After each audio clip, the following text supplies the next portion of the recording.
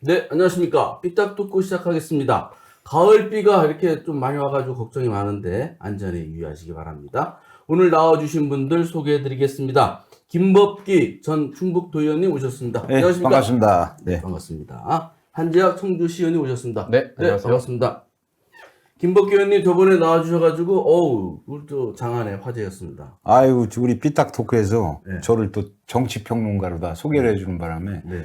그 일부 아시는 분들이 네. 전화가 와서 서울서 뭐를 했걸래 정치평론가로다가 변신했냐고 이러셔. 오늘부터는 전 도의원으로. 네.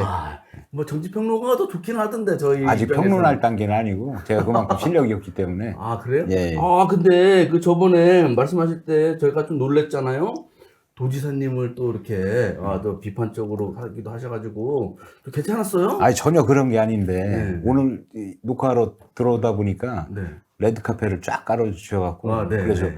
저게 비가 와서 신발을 안 젖게 하기 위해서 한 건지 아니면은 저를 환영해 주시는 건지 우리 저 골목길 앞에 좀 이제 낡은 보도블록 있어가지고 저희가 또 빨간색 그걸 좀 깔았습니다. 레드카펫을 딱 깔아주시고 제가 그 모처럼 만에 방송에 나오고 하니까 주변에서 네. 많이 전화가 왔었어요. 그랬어요? 특히 네. 이제 제가 그 아시는 분들 중에서 정치에 관심 있는 분들이 네. 또 전화를 해주셔갖고 야 어째 모양 얼굴도 많이 변하고 또 머리 스타일도 많이 변했다고 하면서 깻잎 머리를 하고 나왔다고 하면서 야 저기 우리 지금 대통령하는 윤석열 대통령도 첫 데뷔할 때 깻잎 머리를 하고 국회에서 증인으로 나왔다고 하면서 너 무슨 정치적으로 또 꿈이 있어서 나온 거냐 이런 얘기도 해서 한참 웃었습니다. 예. 대통령감이네 이런 얘기를 또 하는 거 아니에요 또? 아니 도지사님 시장 얘기하니까 저도 한번 좀 우리 지역에서 많은 생각을 좀 해봐야 될 것 같다는 네. 생각을 갖고 있습니다. 예. 앞으로도 자주 나와주시고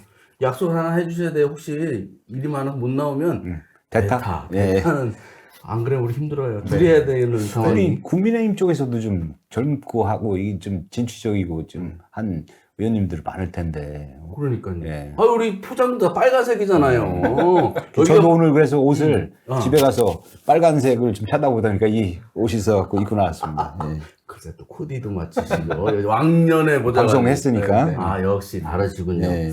알겠습니다. 자, 좋은 말씀 오늘도 부탁드리고요. 그래 한재학 의원님, 네. 오늘 뭐 서울도 갔다 오시고 네, 네. 상당히 바쁘시네요. 네, 서울에서 이제 방금 좀 내려와가지고 방송을 하러 왔는데 사람들이 굉장히 많이 모였고요. 그 이재명 대표 체포 동의안에 대한 그 부결을 호소하는 당원들의 열망을 좀 느낄 수 있어가지고 그 집회를 갔다 왔습니다. 아니 그런데 저번 주도 제가 얘기를 할까 말까 하다가 말았는데 네. 화면에 잘 안 나올 줄 알고 여기 뭘 자꾸 뭘 붙였잖아요. 여기도 아, 붙이고 네. 여기도 붙이고. 요거는 이제 점을 빼가지고 그래요? 네네. 정을 뺄 사람은 전데 원래. 그래가지고 무슨 뭐 저번에 장단기가 다쳤다고 그래가지고 걱정을 했는데 또 여기 네네. 무슨 상처가 있어가지고 네. 점을 뺐어요? 네, 점 뺐습니다. 그래 뭐 오래 가요 그렇게? 점을 빼는데? 그 어느 정도 한 달 정도는 붙이고 다녀야 된다고 얘기를 하는 것 같아가지고 그래요? 네네. 저번 주에 그 주민소환운동에 대해서 네. 약간 오해가 있었던 거 말씀하셨잖아요. 네네. 좀 풀어졌습니까? 그 이후에는 사실 뭐 얘기할 기회는 없었었는데, 사실 제가 전달하는 과정에서 조금 미숙했던 것도 있었던 것 같고, 그래서 뭐 사람들에게 저의 진위는 다 전달은 됐고, 다만 표현 방식이 조금, 오해를 살 수 있었었는데, 그 이후에는 뭐 딱히 더 큰 다른 말은 없었습니다. 네, 그럼 지금부터 본격적인 토론을 하도록 하겠습니다. 오늘 이재명 더불어민주당 당대표에 대한 체포동의안 투표가 있었습니다. 이재명 당대표에 대한 체포동의안 투표 결과 가결되었습니다. 여기에 대해서 말씀을 나누도록 하겠습니다. 오늘 서울까지 갔다 오셨는데 네. 체포동의안이 가결됐어요. 네. 여기에 대해서 어떻게 생각하십니까? 사실 가결될 거라고는 별로 생각하지 못했었는데 가결이 됨으로써 당이 굉장히 이제 혼란에 빠졌다고 생각을 합니다. 빠지겠죠. 그리고 이제 쉽게 말해서 당원들 사이에서 저희들끼리는 이제 저희들이나 우리 당 안에서는 명단이라는 게 막 돌거든요. 그래서 어떤 의원은 나는 그 명단에 포함되지 않았다라면 적극적으로 얘기를 하는데 그 명단을 돌면서 내년에 있는 총선에 공천하지 말아야 한다는 이것에 대한 그 요구가 엄청나게 빗발칠 것으로 보고 아마 당도 이대로 그냥 이것에 대해서 결과를 받아들이고 그냥 이대로 총선을 치르기에는 좀 힘들지 않을까. 무슨 조치가 반드시 있어야 된다고 생각을 그렇겠죠. 합니다. 네. 그러면 이제 이재명 당대표가 뭐 20일 넘게 단식을 하면서 한 네네. 거를 이제 윤석열 정권에서 이제 한 거잖아요. 네네. 그런데도 결국은 이제 민주당 내에서 네. 이탈표가 많아서 네. 그래서 가결이 됐다는 네네. 것으로 일반적으로 평가가 그렇게 되는 그럴 거잖아요. 수밖에 없는 게 저희가 이제 168명이고 음. 오늘 290명이 넘는 사람들이 국회의원들이 투표를 했는데 저희 당이 최소 25에서 35명 정도는 이탈을 해야 되거든요. 그렇게 보면은 우리 당의 이제 단합이라든지 결속력 이런 것들이 굉장히 떨어졌다 이런 생각이 들고 여론조사한 대표가 자기 페이스북에 당원들의 93%에서 55%가 부결을 하는 것을 동의를 한다라고 했는데 이것은 이제 국회의원은 어쨌든 우리가 그 과두 정치, 그 책임 정치를 하는 거이기 때문에 국민의 대리자로서 대표자로서 나갔는데 그 당원들도 마찬가지로 국민들의 이 대표격인 이 권한 행사를 네. 당원과 일치하지 않게 했다라는 이런 부분에 있어서는 반드시 무슨 조치가 있어야 된다고 생각을 하고 사실 무기명 투표고 누가 어떻게 투표를 했는지 드러나지 않기 때문에 이 부분에 있어서 상당한 혼란이 계속적으로 있을 거라고 생각을 해요. 그래서 제가 지금 말하는 입장에서도 저도 너무 마음이 안 좋은데 그 집권 여당이랑 대립각을 세우면서 싸우는 것과는 별개로 안팎의 내용으로서 우리 민주당은 조금 더 많이 힘든 상황에 직면하게 됐다. 이렇게 봅니다. 그 부분에 대해서 좀 이따가 같이 좀 더 얘기를 나눠보도록 하고요. 그러면 저 의원님, 국민의힘 쪽에서 그래 보면은 이게 더불어민주당 당대표가 단식까지 하면서 했는데 결국 이제 가결이 됐잖아요. 예. 그럼 앞으로 이제 뭐 국회 정상화라든가 국민의힘 또는 이제 윤석열 정부의 정책 이런 것들이 힘을 받게 되는 겁니까? 제가 볼 때는 국회 정상화는 할 수가 없을 것 같아요. 국회 정상화는 아니, 어려울 것 같고. 의원님들 머릿속에는 내년 총선에 다가 있는데 정기국회 아. 끝나면은 다 내년 총선에서 내가 살아남을까, 네. 내가 공천을 받을까, 못 받을까, 이거에 지금 혈안이 돼 있는 건데, 네. 지금 이재명 대표가 단식을 하면서 네. 체포동의안 지금 가결이 돼서 민주당이 분명히 위기가 올 거예요. 위기가 오고, 뭐 저희 당 같은 경우도 지난 탄핵 때 그런 경험을 했으니까. 예. 근데 이제 이거는 이재명 대표의 정치적인 위기지만은 네. 국민들이 바라볼 때는 이제 그 민주당의 앞으로 행보가 과연 당이 쪼개질 것인가. 뭐 지금 제가 볼 때는 이렇게 되면 친명, 비명 이렇게 나눠져서 분명히 이제 공천권 갖고 싸울 거예요. 예. 그러면 이제 이재명 대표의 정치적인 어떤 또 나름대로 시험대가 될 텐데 저분이 이제 불구속으로 재판을 받는다든가 아니면 구속이 됐을 때 네. 저분이 지금 가장 두는 거는 단식한 이유가 저희가 볼 때는 내년 공천권입니다. 예. 내년 공천. 그러니까 지금 의원들도 이재명 대표가 그 단식하고 했을 때 한마디 얘기를 못하고 하는 이유가 뭐냐면 공천에 대해서 눈치를 보고 당대표가 그 권한을 갖고 있기 때문에 그렇기 때문에 지금 민주당 입장에서는 상당히 곤혹스러운데 상대적으로 그렇다고 국민의힘이 그 탄력을 받아서 국민들 지지를 받느냐 이것도 아니거든요 사실은. 저희가 고민하는 부분들이 정치권 자체가 국민들한테 외면을 받게 된다면 이 정치 실종이 되버리면 과연 앞으로 전국은 누구도 예상을 못하는 그런 결과로 될 것 같습니다. 아, 그렇습니까? 그러면 하여튼 이재명 당대표의 체포 동의안이 가결됐다는 게 이재명 당대표가 바로 구속이 된다는 게 아니고 법원의 영장 그렇죠. 실심 심사를 받아서 저희 국민의힘 입장에서도 항상 주장했던 게 뭐냐면 자꾸 정치적으로 저렇게 소모하지 말고 검찰에 대한 그 이재명 대표가 떳떳하다면 검찰과 싸우지 말고 법원 가서 정확한 판단, 사부적인 판단을 받아서 그 영장 실질심사나 이런 걸 통해서 본인의 주장을 함으로써 깨끗하게 판단을 받을 수 있는 그런 부분들도 한번 권하고 싶은 그런 생각을 많이 갖는 분들이 많더라고요, 보니까. 네. 앞으로 이제 이재명 당대표는 이제 법원에 가서 소명을 해서 법원이 뭐 구속을 하든 아니면 이제 불구속으로 하든 그 이후에는 이제 뭐 재판을 통해서 어떻게 이제 그 절차가 남아 있을 것으로 보입니다. 이렇게 되면 아까도 이제 말씀하셨는데 이제 결국은 이제 총선이 이제 몇 달 안 남았잖아요. 충북이 문제일 것 네네. 같아요. 이제 그렇게 충북이요? 되면 네. 충북이 이제 지금 어떻게 되는 거예요? 아니 저 민주당 사정을 잘 모르니까 네네. 이제 지금 친명, 비명 이렇게 네. 됐는데 그것 좀 한번 얘기 좀 해주십시오. 지금 현역 의원이나 네. 당협위원장 같은 그 경우 민주당이 막 친명과 수용돌이에 비명이 막 휩싸이게 된다고 그러셨잖아요. 그렇죠, 그렇죠. 그러면 당장 도정환 의원님은 친명입니까? 비명? 제 관심사가 도정환 의원입니까? 아, 도종환 의원님은 뭐, 네, 그 행보를 함에 있어서 대표를 지지하시는 친명? 발언을 많이 했기 때문에 뭐 그렇게 뭐 친명 비명 나눌 수 있는 그런 거는 딱 구분이 됐던데 거기는 그 민주당의 개딸이라고 있지 않습니까? 아, 있죠. 그 무슨 뜻입니까? 아, 이제 개혁의 딸의 준말인데요. 음. 그래서 민주당이 지금까지 이제 거대 정당으로서 어떠한 선명성 같은 거를 보면 이제 국민의힘에 많이 좀 뒤처지는 모습들을 보였다고 생각하시는 분들이 많단 말이에요. 그래서 우리가 민주당을 개혁해야겠다고 생각을 해가지고 사실 개혁할 수 있는 것들에 대해서 행사할 수 있는 것은 입당을 해가지고 네.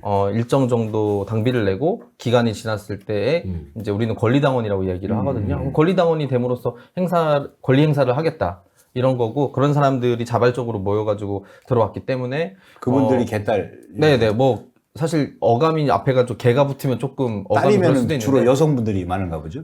보통 이제 개딸이라고 하면은 이재명 대표보다 좀 어린 축으로 해가지고 한 20대 30대를 얘기를 하고 아닌데 지난번에 보니까 그 다 어, 50대. 그런 분들은 이제 개딸이라고 하기보다는 이제 개이모라고 막 그러거든요. 이모. 개혁의 이모. 그래서 연세가 이제 있으니까. 이모. 이재명 대표의 나이를 60년대 초반생이니까 이재명 대표가 네. 지금 보니까 64년생으로 네. 돼 있는데 실질적으로 63년생이라고 하는 것 같더라고요. 그리고 이제 그 나이를 중심으로 나이가 조금 어리면 이제 개 이모 이렇게 얘기를 하고 많이 어린 딸뻘이다 이렇게 하면 이제 뭐 개혁의 딸 그래서 개딸이라고 얘기. 지난 9월 14일 같은 경우 국회에서 네. 그 소위 말해서 개딸 되시는 여성분이 그 이재명 대표를 왜 빨리 병원으로 안 데려가냐고 그래서 뭐 칼까지 이용을 해갖고 흉기를 이용해서 두 명이 네네. 또 여경이 다치고 다쳤습니다, 맞아요. 뭐 그런 상황을 봤을 때 네. 그 개딸의 정체를 네. 저희 입장에서는 이제 한번 그래서 물어본다. 그래서 그때는 이제 우리 당에서는 어떻게 조정식 생각하십니까? 사무총장님도 사실 그런 행동은 이해하나, 아니 행동이 아니라 그런 생각은 이해하나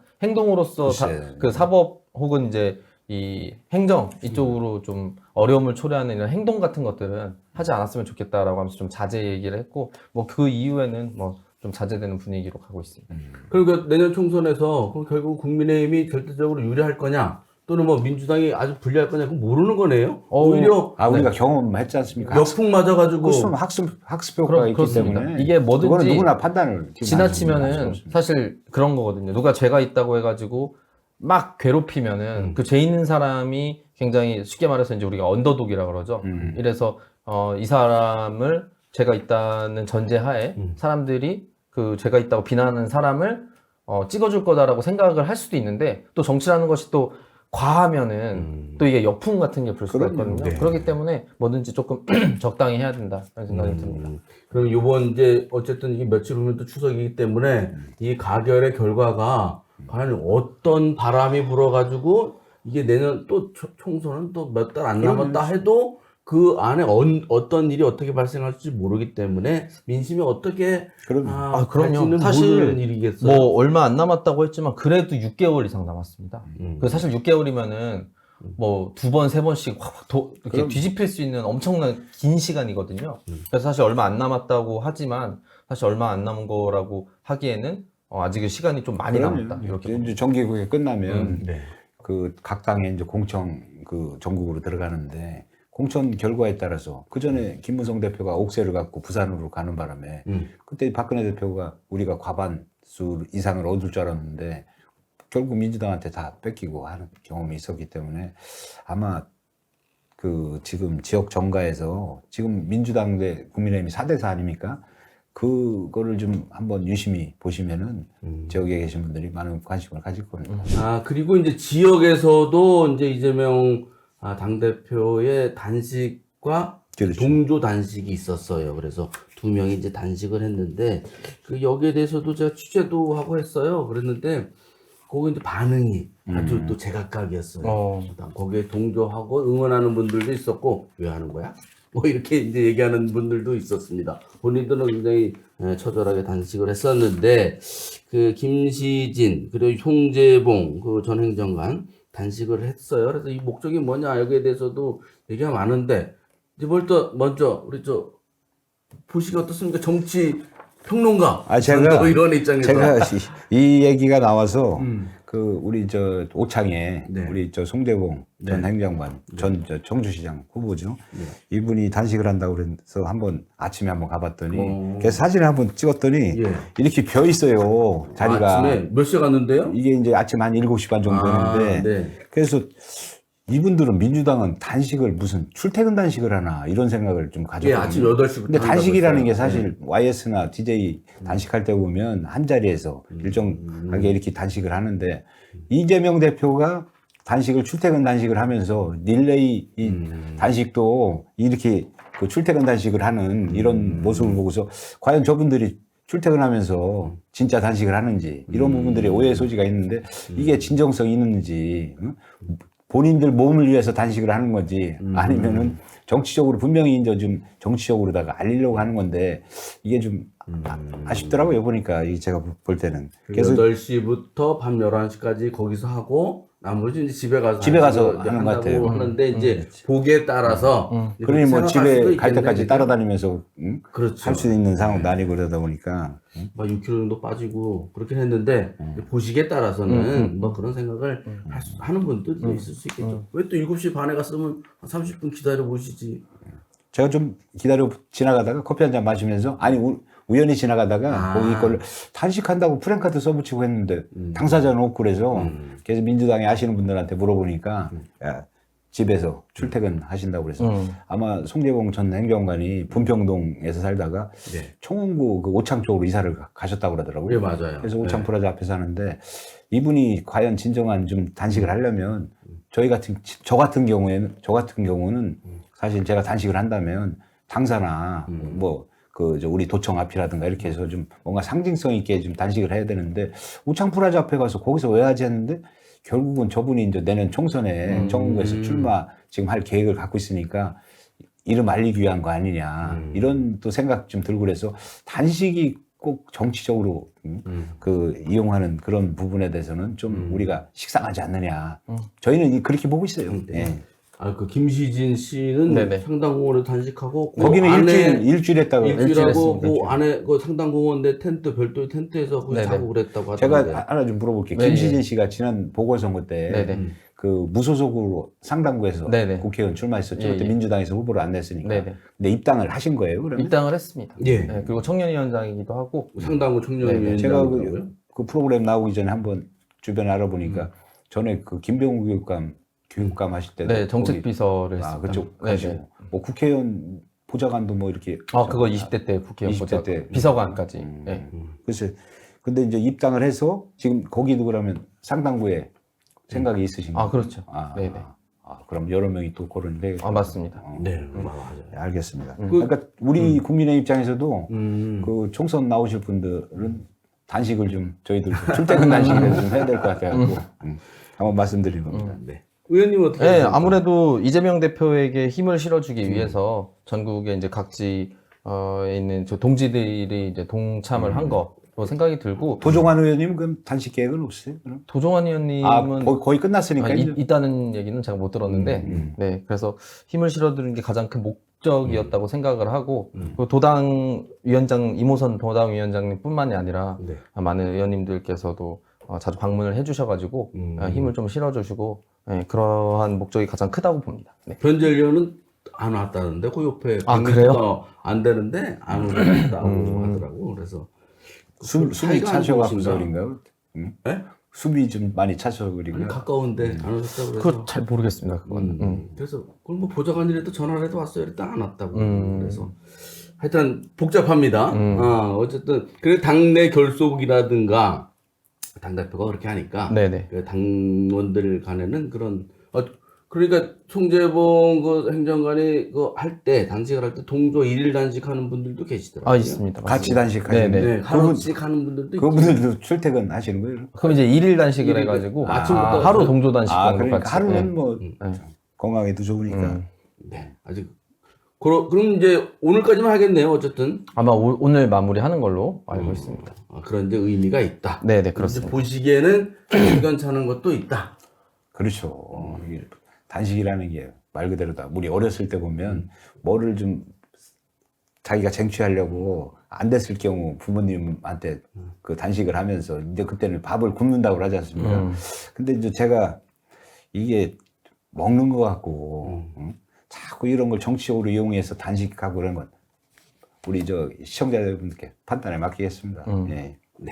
네, 그러면은 지금부터는 지역 정치 이야기 하겠습니다. 뭐 지역 정치 이슈뿐만 아니고 전국적인 이슈이기도 한데요.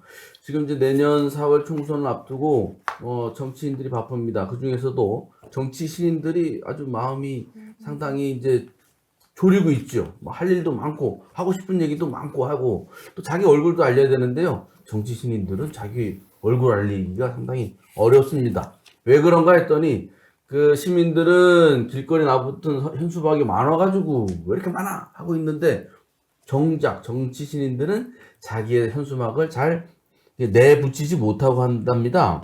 그 왜 그런가 했더니 현수막도 뭐 정당이라든지 뭐 국회의원이라든지 뭐 당협위원장이라든지 이런 사람들만 이게 붙일 수 있다고 한다네요. 이게 법적인 이제 문제가 있다고 하는데 이거를 자세히 취재한 우리 전 도의원님. 주제는 안 했고요. 어떤 일입니까? 제가 좀 요번에 그 정당 현수막 그 관련돼서 그 한번 조사를 좀 해봤습니다. 네. 그래서 어느 날 갑자기 그 거리에 보니까 선거철도 아닌데 뭐 그 예비 후보자 아니면 뭐 당협위원장 그리고 국회의원 이런 분들 이름으로 해서 당의 정책이나 이런 부분들을 그 현수막이 걸려져서 아 이상하다 해서 한번 찾아봤는데 그 헌법상 정당의 활동 자유를 보장하기 위해서 그 통상적 정당 활동으로 설치한 현수막은 관련 규제를 배제토록 한 법률이 개정이 된 게 작년 6월 10일 날 개정이 돼서 2022년 12월 11일 날 시행이 됐더라고요. 그러면서 이제 그때부터 거리에서 그 현수막들이 이제 싹 걸리게 됐는데 그러니까 이제 정당법이 그 5개 광고물법보다 위에 있는 걸로 다 판결을 해서 그렇게 해서 이제 정당 현수막이 지금 부각이 됐는데 이게 이제 시민들이 볼 때는 공해죠, 사실은. 그리고 이제 이게 그 정당의 어떤 정책이라든가 그런 부분들을 그 국민들한테 홍보하기 위한 수단으로다가 이렇게 해서 취지가 됐는데 이게 마치 국회의원이나 당협위원장들의 홍보지로다가 전락할 수 이렇게 오는 상황이 됐기 때문에 그래서 이제 이거를 좀 개정할 필요가 있다 이런 생각을 갖고 있고요. 우리 저 한 의원님이 뭐 좀 이따 말씀 이제 현역에 계시니까 이런 걸 조례로서 규제할 수 있는 부분들을 한번 좀 건의를 좀 드리고 싶습니다. 그러니까 이제 뭐 저는 정치인이면 다 걸 수 있는 줄 알았더니 그것도 아니고 그게 아니더라고요. 국회의원이라든지 뭐 지역 위원장이라든지 이런 사람만 걸 수 있다는 그렇게 이제 법률을 개정을 해놓은 거예요. 그런 건 좀 그거 좀 그렇잖아요. 그 아무나 할 수 있는 것도 아닌데 그렇게 난립이 돼 있다는 것도 정당의 이름으로다가 홍보를 하는 과정 속에서 국회의원이나 현역 국회의원이나 그 지역의 당협위원장 이제 민주당 같은 경우 지역위원장이라고 맞습니다. 그런 분들만 걸 수 있게끔 이렇게 해놨더라고요. 그리고 그럼 정치 신인들과 지방의원들한테는 불리하고 그리고 일단은 걸면 또 돈도 많이 들잖아요. 맞습니다. 걸 수 있는 사람들도 제가 이제 서원구에 살잖아요. 그럼 한 일주일에 한 번씩 바뀌는 것 같더라고요. 이게 개정되면서 그 15일 동안 걸 수 있게끔 돼 있어요. 근데 이제 법률의 취지는 그건데 이게 15일 걸고 뛰고 또 다른 현수막으로 걸고 또 15일 붙이고 하니까 상시 선거운동을 할 수 있는 어떤 그런 부분으로다가 전락이 됐다. 그러면 일주일에 2장만 거는 게 아니고 동네가 넓으니까 여기저기에다 걸어야 되고 그러면은 그 얼마예요? 5만 원씩만 따져도 한 10장씩만 붙여도 제가 지금 지역 현수막 업체를 한번 그 문의를 해봤어요. 이런 경우 얼마 정도 비용이 되나 했더니 제작 비용이랑 걸어주는 비용, 인건비에서 한 4만 원 정도 든다고 하더라고요. 그러니까 한 장이 그렇다는 거고. 한 장이 그렇은 거죠. 그게 뭐 이게 돈이 뭐 한 장이 아니라 10장 이상. 그럼요. 10장만 지금 뭐 그죠? 그 흥덕구나 이런데 제가 관심 있어서 다녀보니까 그 당협위원장이나 이런 분들이 많이 걸으셨다고. 도종환 의원님은 많이 안 걸으신 것 같아요. 도종환 의원은 잘 안 걸어요? 돈이 없으시니까. 그래서 당원들한테 좀 많이 왜 현수막을 안 거냐고. 도종환 의원님. 네, 그 얘기를 사실 좀 많이 받고 있는데 그 말씀하신 것처럼 그렇게 법이 바뀐 게 이거 완전 현역들을 위한 완전 그렇죠. 장치가 된 거예요. 아. 사실상 왜냐하면 이제 국회의원, 국민의힘은 이제 당협위원장, 우리는 지역위원장이라고 얘기를 하는데 그 사람들 아니면 모두 다 불법 현수막이기 때문에 시에서 네. 철거하면 또 상한액을 정해갖고 1인당 얼마씩 금액을 주거든요. 네, 그래서 그 철거하는 사람한테 철거 사람한테 1,000원이나 철거해서 2,000원이나? 수거해 오는 네. 사람들한테. 그게 한 달에 이제 뭐 10만 원, 15만 원씩 이렇게 예산이 책정이 돼 있고 1인당 그래서 그렇게 주게 돼 있는데 사실상 이것들은 이제 기득권이라고 하시는 분들, 국회의원 혹은 당협위원장, 지역위원장의 이것을 강화하기 위한 하나의 발판이고 이것뿐만이 아니고 당내에서 사실 처음 혹은 도전하려고 하시는 분들이 어려운 점이 굉장히 많습니다. 정치 신인들은 힘들죠. 네, 왜냐면 우리 같은 경우도 일단 계속적으로 이제 저희 혁신 예전에 이제 김은경 혁신안 네. 이렇게 갖고 막 얘기를 했을 때 보면은 그 중에 하나가 그 당원들의 명부라든지 당원들 앞에서 토론이나 이야기할 수 있는 법적인 기회를 보장하고 그다음 당원들한테 문자를 얼마나 정도 보낼 수 있는 이 횟수 이런 것들도 기본적으로 보장을 해서 누가 나왔고 얘는 어떤 사람이고 이런 거에 대해서 당원들이 알고 그다음에 당원들이 판단할 수 있도록 하는 이런 장치들을 마련해라라고 하는 게 사실 저도 제가 흥덕구 청년위원장이면서 문자를 보내려고 해도 저는 명단을 열람할 수도 없고 받을 수도 없습니다. 그래서 지역위원회를 통해서 지역위원회에서 도당을 통해서 도당에서 발송을 하는 거거든요. 네. 그렇기 때문에 저는 사실 우리 흥덕구에 청년당원이 한 1,200명 정도 있어요. 근데 저는 누군지도 몰라요. 아하. 네. 그래가지고 제가 나름의 문구를 짜가지고 같이 이제 당원의 권리만 행사할 뿐만이 아니라 같이 행동하실 분들을 모집을 한다고 하면은 그런 과정을 계속 거쳐야 되거든요. 국민의힘은 당협위원장이 지금 소위 말하는 당원 관리를 네. 하면서 당협위원장만 볼 수 있게끔 그렇게 해놨다고. 그러니까 일반 당원들은 그 접근을 못하는 네, 거예요. 그러니까 국민의힘도 그렇고 저희도 그렇고 사실상 정치 신인이 당원들한테 나라는 사람은 왜 나왔고 그 다음에 어떠한 정치를 하겠다라고 어필할 수 있는 수단 자체가 막혀 있는 거고 그 막혀 있는 수단 중에 하나가 또 이러한 국회의원과 당협위원장, 지역위원장만 현수막을 걸 수 있다라는 거라고 좀 같이 보여지거든요.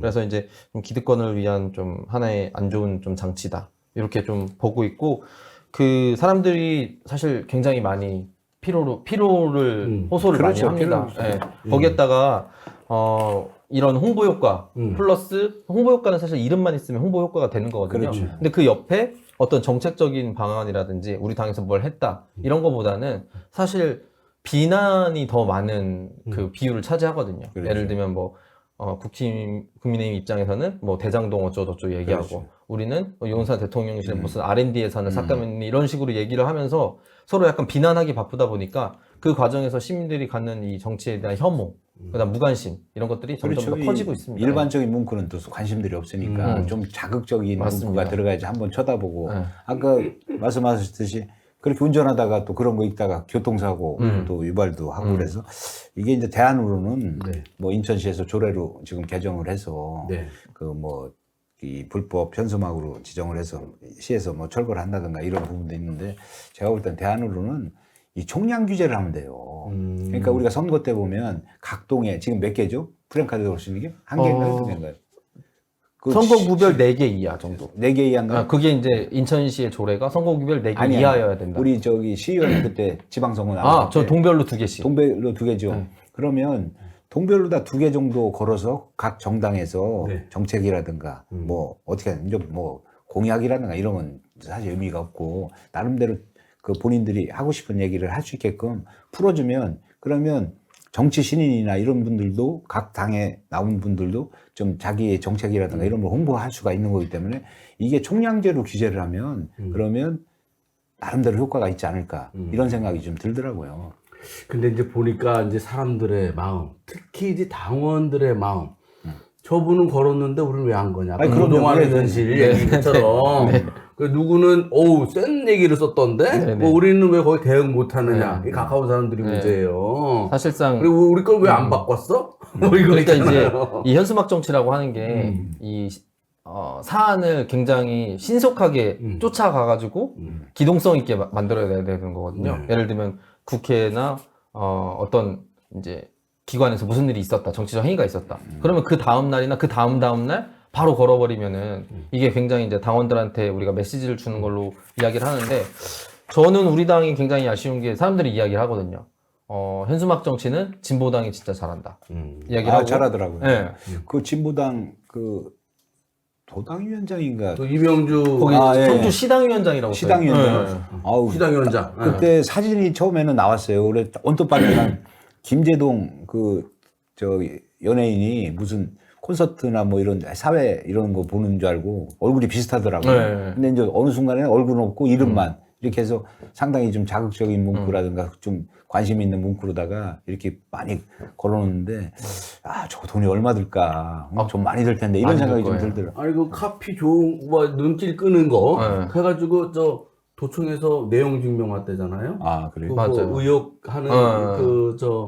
그 걸어가지고 내용 증명 와서 뭐 그렇다고 자기가 또 올렸던데. 정리를 하자면 이 취지를 정확하게 좀 이해를 해서 각 정당의 정책이라는 걸 홍보하는 건 좋고 하기 때문에 이 아까 말씀드린 대로 개수 제한을 좀 하고 그러니까 나름대로 문구라든가 이런 부분들도 사전에 선관위나 이런 데 심의를 받아서 한다면은 이것도 유권자들한테 접근하는 좋은 방법이 될 것 같아요. 아니 그러니까 그 청주시 같은 경우는 청주시 의원님들이 네. 조례를 딱 만들어 빨리 하셔야 될 것 같아요. 네네. 아무도 못하게 하든가. 우리 저 한재하 의원님이 의원님도 빨리 나서갖고. 못하는데 아, 사실 노력하고. 제가 청주시가 이런 이게 선수가 못하는 조례 안 만들어요? 인천에서 이제 2023년 올해 6월에 광고물의 이제 관리와 뭐 5개 산업, 광고 산업 진행에 관한 조례 이렇게 해가지고 정당 현수막을 제한하는 조례를 냈단 말이에요. 네. 그랬더니 그러면서 인천에 걸려 있는 정당 현수막을 철거한 게 며칠 전까지를 보면 언론 기사를 보면 1,300여 개 정도라고 합니다. 오. 엄청나게 철거를 한 건데, 이렇게 철거하게 된 이유는 인천에서 현수막은 사실 높게 달잖아요. 네. 그런데 이제 끈이 어떻게 풀려가지고 현수막이 돌아다니다가 사람들을 그 뭐 어디 발에 걸려 넘어졌는지 아니면 사람을 쳤는지 모르겠는데 좀 인명사고가 좀 났었어요. 아. 그래서 다쳤거든요. 네. 그래서 이것에 대해서 시에서 이제 인지를 하게 됐고, 이걸 규제를 해야겠다라고 해가지고 이 조례를 만들었는데, 이제 만들자마자 바로 행안부에서 이것에 대해서 그 법에 없는 사안이기 때문에 조례가 안 된다라고 이제 걸었는데, 사실 이제 이 사안이 이제 대법원으로 넘어갔거든요. 근데 대법원이 이제 지난 14일 한 일주일 정도 됐죠. 그래서 행정안전부에 집행정지 신청을 기각을 해가지고 네. 본안 소송이 나올 때까지는 현수막 철거를 계속 이어나갈 수 있게 됐고, 그다음 이런 소식이 전해지자마자 뭐 부산시라든지 아니면 각 지자체에서 우리도 인천시처럼 좀 깨끗하게 이 광고물을 할 수 있게 말씀하시는 대로 총량제로 할 수 있게 좀 했으면 좋겠다라고 해가지고 이제 막 시행을 하고 있거든요. 그래서 저도 발빠르게 청주시의 이제 광고물 관련 유관부서를 불러가지고 물어봤는데, 일단 첫 번째는 광역 충북도에서 만들지 않았기 때문에 네. 그렇게 시에서 조금 하는 거는 약간 이제 무리가 있다. 하지만 시에서 하는 거가 무리가 있다고는 해도 시에서 할 수는 있다. 근데 시에서 하기가 어려운 부분은 지금 인천시와 행안부가 지금 소송을 하고 있는데, 소송 도중에 움직이는 것은 조금 어쨌든 행정기관이기 때문에 조례나 법에 근거해서 움직여야 되는데, 그런 것들이 이제 마련되지 않은 상황에서 움직이는 건 좀 무리가 있다라고 이야기를 하더라고요. 더 큰 문제는 이게 법으로 개수 제한이 없더라고요. 네. 그러니까 이게 뭐 길거리나 뭐 사방에 우리가 그냥 솔직히 얘기하면 도배를 해놔도 규제할 수 있는 방안이 없어요. 15일 동안은 못 건드리는 거예요, 이게. 그래서 이제 제가 이거를 도당에도 좀 같이 확인을 생각할 것 했었었는데, 도당에서는 입장이 그런 거예요. 우리도 그럴 수 있는데 우리만 그럴 수는 없다는 거예요, 사실상. 왜냐면 우리가 그렇게 하면은 국민의힘이나 다른 정당에서도 각 지금 당에 네. 그 소통 창구나 이런 건 없습니까? 없는 걸로 알고 있어서. 도당의 뭐 국민의힘이나 민주당의 네. 소통 창구 서로 그 예전에는 협조하고 사무처장끼리 하면- 또 네, 그렇게 홍보실장끼리 이렇게 얘기하면서 협조하고 하면 될 텐데. 서로 이렇게 했는데. 그래서 이제 뭐 정당 현수막 협의체 이런 것들이 있으면은 우리가 서로 합의를 해가지고 어느 정도의 그 선을 두어서 예를 들면 동별로 몇 개씩 글쎄 그게 하자든가. 서로 협조하고 그랬으면 뭐 지금 단식 릴레이 같은 경우도 국민의힘도 좀 한번 같이 좀 하고 뭐 이렇게 해서 하면 좋았을 텐데. 그래가지고 지금 그런 상황이고 저는 이제 이 사안에 대해서 이제 대법원의 어느 정도 판단이 1차 판단이긴 하지만 났기 때문에 시에 가서 검토를 좀 해가지고 진행을 빨리 좀 하려고 진행을 하셔야 될 것 같아요. 예. 이 주제가 사실 저는 보고 약간 놀랬던 게 사실 제가 이걸 한 달 전에 준비를 했었거든요. 아, 그래요? 예, 그래서 문서나 사안에 대해서 다 남아있는 게 있어서 시민들의 반응이 굉장히 좋고 있는데 다만 좀 이제 문제로서 부각될 수 있는 부분은 정의당 같은 데에서 이제 부산시당이 인천에 이어서 진행을 하다 보니까 정의당 부산시당에서 좀 항의를 했던 게 이 현수막을 거는 데 있어서 이제 한 달에 1,100만 원 정도 그리고 1년이면은 한 1억 한 1억 5천, 1억 4천 정도 들어서 뭐 진보당이라든지 녹색당, 정의당 이런 좀 군소정당은 금액에 있어서 국가 보조를 받지 못하기 때문에 좀 힘들지 않겠냐 이런 얘기를 하는데 제한을 두더라도 맞습니다. 제한을 지역의 두더라도. 그 현수막 네. 이제 철거를 하지 않습니까? 예. 그러면 뭐 불법 현수막도 있고 저렇게 기한제한 현수막 같은 경우 이 재활용 문제 같은 게 좀 대두가 될 텐데 그럼요. 뭐 전라도 같은 경우는 이 현수막을 이용해서 뭐 그 해상에서 나온 쓰레기 담는 그런 거 맞아요. 하고 뭐 이런 네. 기사를 제가 봤거든요. 근데 우리 지역 같은 경우는 지금 현수막 관련돼서 저걸 재활용을 어떤 식으로 하는지 한번 좀 우리 근데 그런 한지학 씨는 보도도 내면 많이 나왔는데 관심을 가지면 그런 재활용률도 매우 낮다. 낮죠. 왜냐면 사실은. 재질이랑 이 만들 때 그 애초에 이것이 재활용하기가 굉장히 힘든 소재와 그 재질로 어떤 돼 분들은 있어가지고. 그 농사 짓는 분들은 밭 같은데 경계로 다 해갖고 뭐 고라니 그걸 쓰시려 맞아요. 그런 거를 침입 못하게끔 이렇게 하시는 분들이 심지어는 이제 밭에서 작물을 키우잖아요. 그럼 사람 다니는 길 있잖아요. 그렇죠. 거기에 풀 자라지 말라고 지나가는데 거기다가 이제 저기에 뭐 현수막을 쫙 플랜카드가 하는 저게 있나 그랬더니 보니까 그런 용도로다가 이렇게 하시는 것 같더라고요. 그러니까 재활용이든 재활용이든 일단 안 하는 게 안 쓰는 게 맨 처음부터 사실 그렇습니다. 제일 좋을 것 같은데 어쨌든 그러니까 기존 뭐 시에서 국회의원이든 당협위원장이든 그분들도 곤란한 거네요. 돈을 계속 써야 되는 거고. 그다음에 정치 신인은 쓰고 싶어도 못 써서 곤란한 거고. 상당히 여러모로 상당히 이제 본인들을 홍보를 좀 많이 하고 이름을 많이 좀 알리고 싶은데 그런 기회가 특정 정당 또 특정인한테 쏠리다 보니까 정치진 입장에서는 답답한 거죠. 그렇습니다. 저희 같은 소셜 미디어는 또 외면당해서 속상하고. 하여튼간 대면이라는 게 아직도 대단히 중요하거든요. 중요합니다. 사람들 마음에 맞습니다. 눈에 그럼요. 딱 직관적으로 와야 되니까 이 현장에서 봐야 되는 그런 게 있기 때문에 그렇군요. 알겠습니다. 근데 추석이 다가와요. 그럼 추석 때 왜 다 인사 현수막 걸잖아요. 네네. 의원님도 거셔야 되겠네. 방금 말씀드린 것처럼 저는 이제 걸 수 있는 권한이 없기 때문에 추석 때는 또 걸 수 있잖아요. 그렇죠. 그런데 그것도 안 되는 것 같이 얘기하던데. 그래서 이거는 사실 선관이라든지 이 시 관계 부서 해가지고 해석을 받아봐야 됩니다. 네. 제가 알아본 바로는 그것도 안 된다. 이렇게. 이게 만약에 그래요? 된다고 하면은 저희가 42명에다가 도의회는 35명이거든요. 2개씩만 걸기 시작해가지고 당협위원장까지 걸면 한 200개 정도는 걸 거예요, 아마. 뭐 그거 있잖아요. 고향에 오신 걸 환영합니다. 이런 것도 못 걸어요? 그런 거는 그렇죠. 이제 해석을 받아봐야죠. 그것도 5개광국법에 걸리더라고요. 그러니까. 이게 문제가 있다고. 이참에 다 안 거는 걸로. 그렇죠. 협의를 좀 해가지고 시민들이 원하는 것처럼 반응도 좋고 이러니까 안 거는 것도 괜찮은 방법이라고 생각합니다. 그렇게 하는 게 제가 볼 때는 그것도 다 떼가지고 다 갖다 버려야 되잖아요. 맞아요. 그럼 또 태워야 되고. 그 처리 비용이 대단하죠. 그리고 그 명절 때 거는 현수막 갑자기 누가 갑자기 걸었다 이러면 이거 또 시그널을 주는 거거든요. 출마하려고 하나 이러면서. 그렇죠. 예. 네, 오늘도 나와주셔서 대단히 감사합니다. 예, 고맙습니다. 예.